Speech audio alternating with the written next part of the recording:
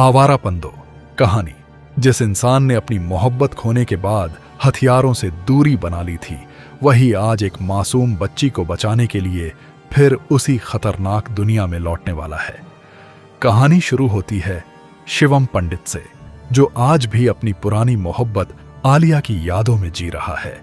आलिया के जाने के बाद शिवम ने खुद को दुनिया से लगभग अलग कर लिया था।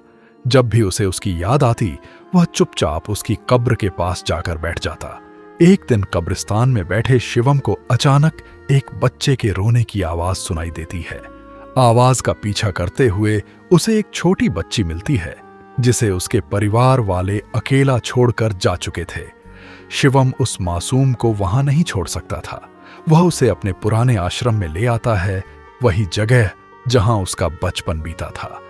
शिवम बच्ची को आश्रम वालों के हवाले कर देता है, लेकिन उसके बाद भी उससे दूर नहीं रह पाता। वह दूर से उसकी देखभाल करता रहता है। कुछ समय बाद वह उस बच्ची का नाम भी आलिया रख देता है। करीब 5 साल तक शिवम और बच्ची के बीच एक अलग रिश्ता बन जाता है। हालांकि शिवम उससे खुलकर बात नहीं करता, लेकिन बच्ची समझती थी कि शिवम ही वह इंसान है जिसने उसे उस रात बचाया था। एक दिन एक कपल आश्रम में आता है और आलिया को गोद लेने की इच्छा जताता है, लेकिन आलिया उनके साथ जाने के बजाय शिवम के पास पहुंच जाती है। शिवम उसे रोकता नहीं। वह उसे समझाता है कि परिवार का होना कितना जरूरी है। उसने खुद पूरी जिंदगी बिना परिवार के गुजारी है, इसलिए वह नहीं चाहता कि आलिया भी उसी अकेलेपन में जिंदगी बिताए। आखिरकार आलिया शिवम की बात मान लेती है। जाते समय वह शिवम से कहती है कि जब भी वह उसे बुलाएगी, उसे उसके पास आना होगा।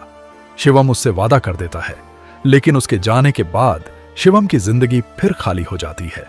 तभी उसकी जिंदगी में समर नाम का एक इंटरपोल अधिकारी आता है। समर शिवम के पुराने जीवन के बारे में जानता था। वह जानता था कि शिवम पहले किस तरह के लोगों के लिए काम करता था और कई गोलियां लगने के बावजूद वह कैसे जिंदा बचा था। समर चाहता है कि शिवम एक खास मिशन में उसकी मदद करे। शिवम साफ मना कर देता है। उसका कहना था कि पुराना शिवम बहुत पहले मर चुका है और वह दोबारा उस दुनिया में नहीं लौटना चाहता। लेकिन समर जो खबर लेकर आया था, वह शिवम को अपना फैसला बदलने पर मजबूर कर देती है। समर बताता है कि जिन लोगों ने आलिया को गोद लिया था, वे उसके असली माता पिता नहीं थे। असल में वे बच्चों की तस्करी करने वाले लोग थे। एक ऑपरेशन के दौरान दोनों मारे जाते हैं और जांच में पता चलता है कि करीब 40 से 50 बच्चे बैंकॉक भेजे जा चुके हैं और आलिया भी उन्हीं बच्चों में शामिल थी। यह सुनते ही शिवम की दुनिया दोबारा हिल जाती है। जिस बच्ची को वह सुरक्षित समझ रहा था, वह अब एक खतरनाक नेटवर्क के कब्जे में थी। अब शिवम के पास सिर्फ एक रास्ता था, बैंकॉक जाना और आलिया को ढूंढकर वापस लाना। समर शिवम को इस पूरे नेटवर्क के बारे में बताता है। इस गिरोह का सबसे बड़ा नाम था अमृत सिंह, जो एक बड़ा ड्रग लॉर्ड था। उसके नीचे कई खतरनाक लोग काम करते थे। उसका बेटा जोरावर अपने पिता के कारोबार को आगे बढ़ाना चाहता था और बच्चों की तस्करी में भी शामिल था। उसके अलावा जयदीप अमृत का भरोसेमंद आदमी था। महमूद अली खान पैसों और अकाउंट्स का हिसाब रखता था और चंगेज हथियारबंद लोगों की पूरी टीम संभालता था।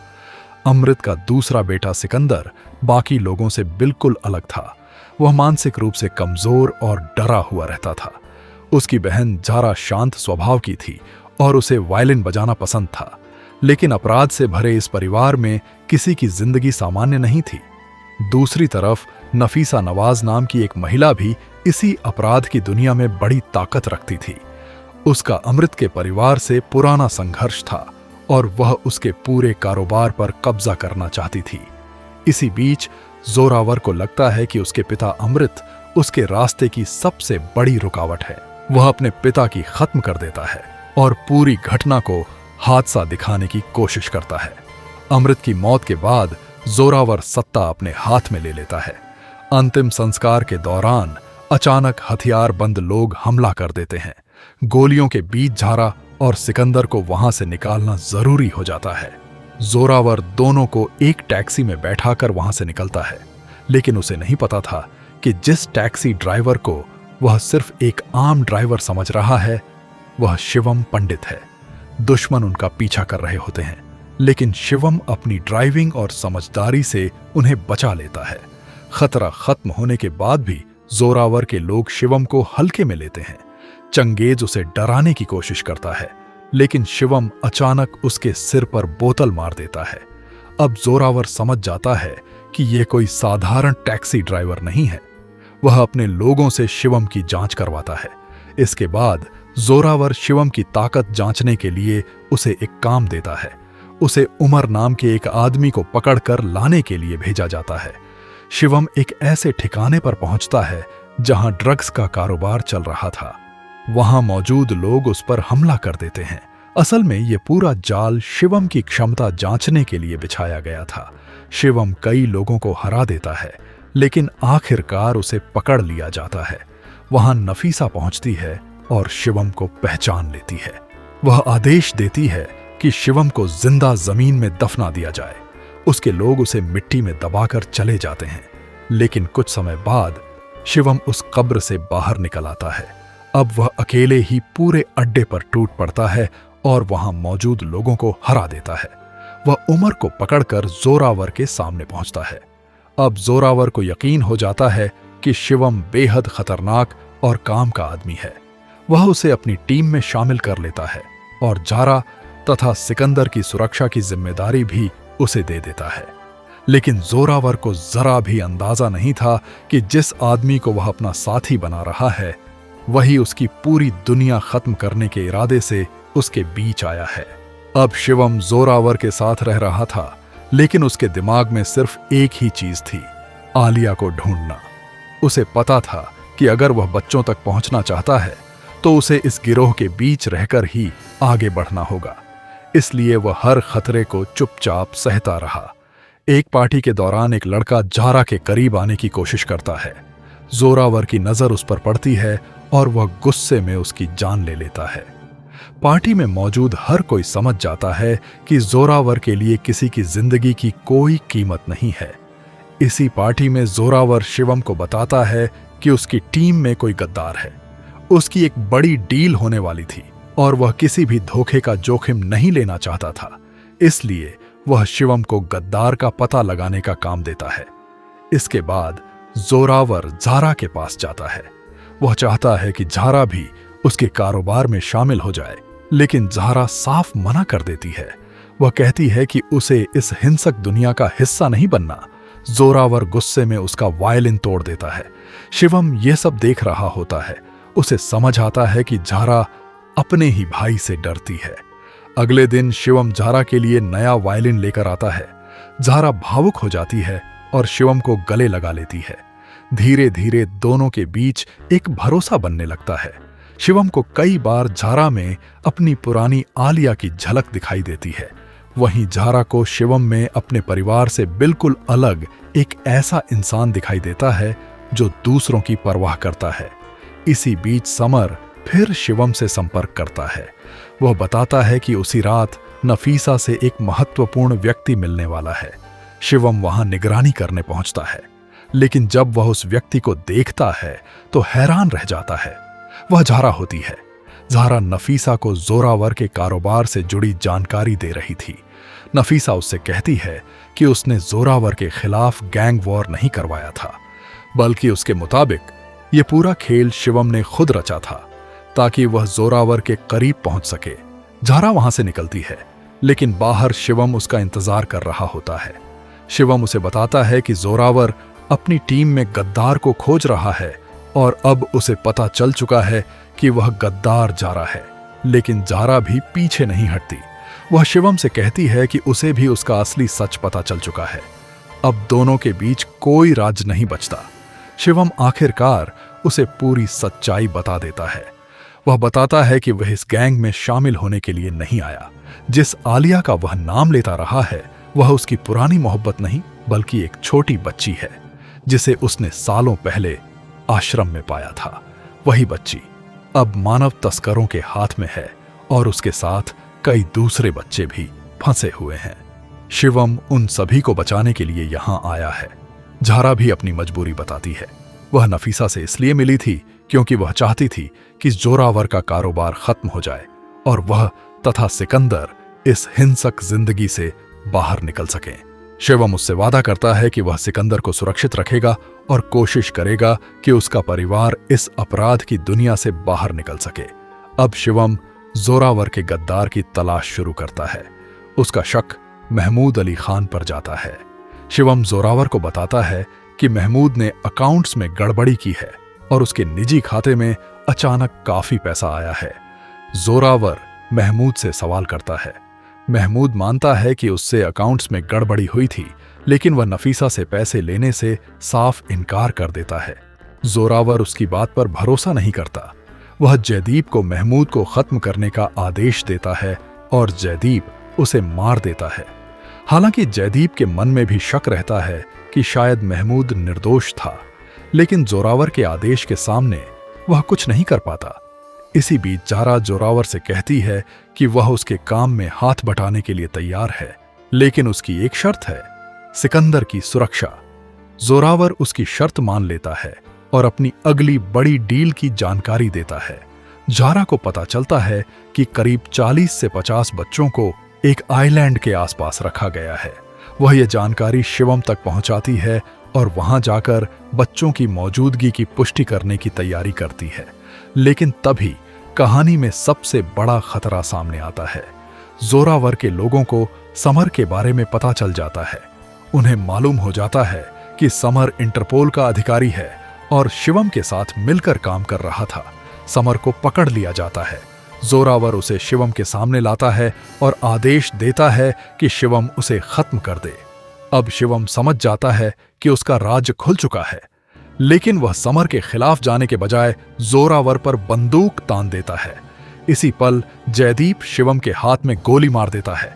अब सबके सामने साफ हो जाता है कि शिवम असली गद्दार है।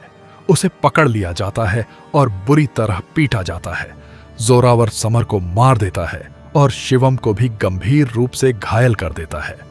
कुछ समय बाद बैंकॉक पुलिस वहां पहुंचती है और शिवम को गिरफ्तार कर लेती है। पुलिस को लगता है कि शिवम ने इंटरपोल अधिकारी की हत्या की है। शिवम अपनी सच्चाई बताने की कोशिश करता है, लेकिन कोई उसकी बात पर भरोसा नहीं करता। उसे लगातार हिरासत में रखा जाता है। अब बाहर से ऐसा लगता है कि शिवम पूरी तरह अकेला पड़ चुका है। जेल में बंद शिवम को लगता है कि अब उसके पास कोई रास्ता नहीं बचा। तभी जोरावर और जारा उससे मिलने जेल पहुंचते हैं। जोरावर शिवम को बताता है कि जारा उस आइलैंड तक पहुंच चुकी थी जहां बच्चों को रखा गया था। शिवम ने पहले जारा को बताया था कि आलिया की पहचान उसके ताबीज से होगी, लेकिन जारा उसे एक ऐसी खबर देती है जिसे सुनकर शिवम पूरी तरह टूट जाता है। वह बताती है कि जिस बच्ची के गले में वह ताबीज था वह मर चुकी है। शिवम जिस उम्मीद के सहारे इतनी दूर आया था, वही उम्मीद एक पल में खत्म हो जाती है। जोरावर उसकी हालत देखकर उसे और परेशान करता है। वह कहता है कि अगर उसे पहले पता होता कि शिवम उसी बच्ची के लिए आया है तो वह आलिया को उसके सामने ही खत्म कर देता। शिवम गुस्से में जोरावर पर हमला कर देता है। जोरावर उसे धमकी देता है कि अब वह यहां से जिंदा नहीं जाएगा, लेकिन शिवम अभी हार मानने वाला नहीं था। शिवम अपने गले का ताबीज फिर से पहनता है। उसी वक्त उसे अपनी यादों में आलिया दिखाई देती है, जैसे वह उससे कह रही हो कि तुम मुझे ढूंढने का वादा करके यहां आए हो, इसलिए अब हार कर वापस मत जाना।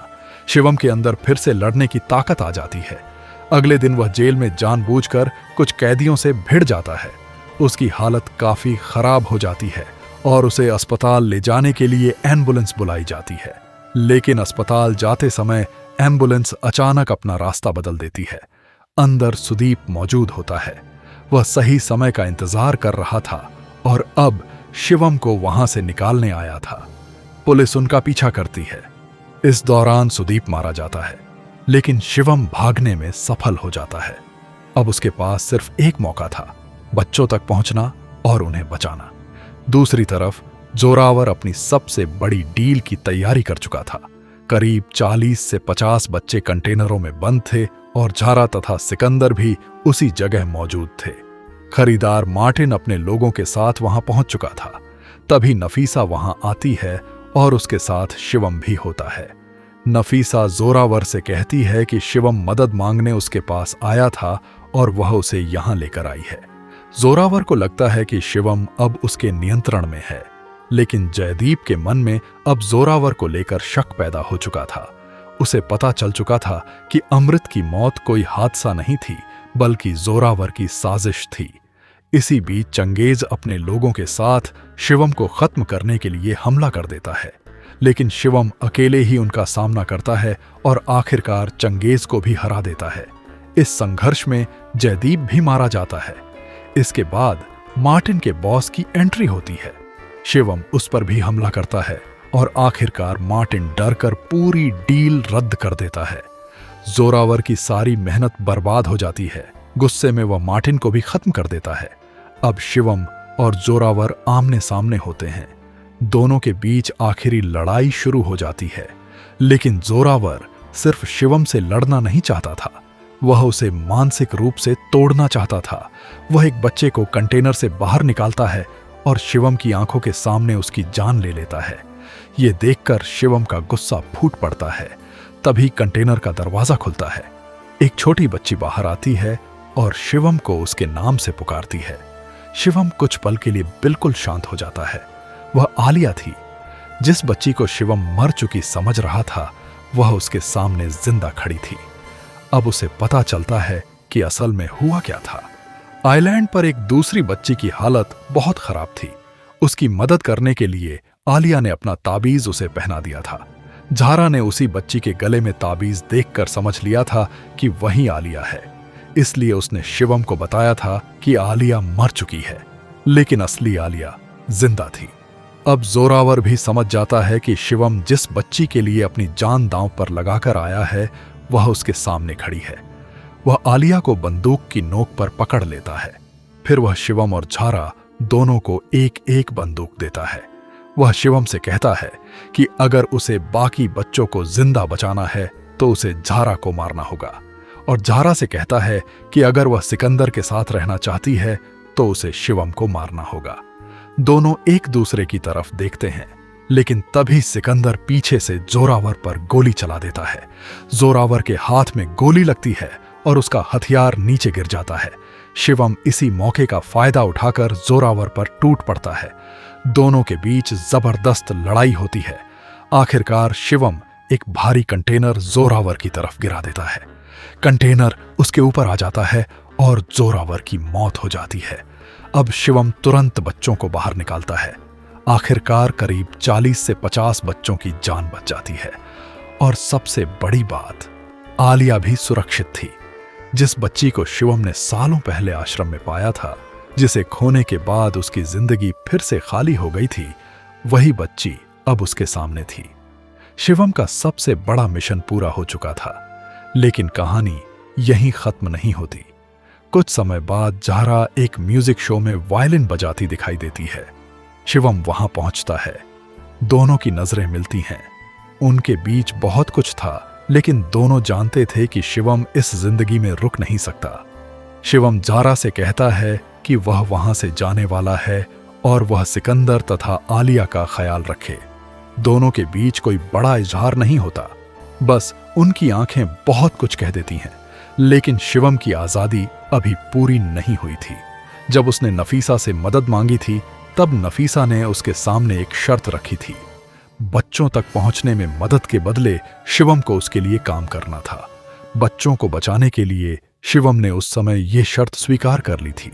अब वह अपने वादे से पीछे नहीं हट सकता था, इसलिए बच्चों को बचाने के बाद भी शिवम को उस अंधेरी दुनिया से पूरी तरह बाहर निकलने का मौका नहीं मिलता। वह ज़हरा और आलिया से दूर चला जाता है और एक नए मिशन पर निकल पड़ता है। लेकिन इस बार उसके अंदर पहले जैसा खालीपन नहीं था। उसने आलिया को बचा लिया था। सिकंदर सुरक्षित था। ज़हरा भी उस खतरनाक जिंदगी से बाहर निकलने की कोशिश कर रही थी। और सबसे बड़ी बात, शिवम ने खुद को दोबारा जीना सीख लिया था। इसी एहसास के साथ आवारापन 2 की कहानी खत्म हो जाती है। अगर आपको आवारापन 2 की ये कहानी पसंद आई हो तो वीडियो को लाइक जरूर करें। कमेंट में बताइए कि आपको शिवम और आलिया की कहानी कैसी लगी। और अगर आपको हमारी फिल्मों की कहानी सुनाने का अंदाज पसंद आता है तो ड्रीम स्नैप्स को सब्सक्राइब करना बिल्कुल मत भूलिए। ऐसी ही दिलचस्प और दमदार फिल्मों की कहानियां लेकर हम आपके लिए फिर आएंगे।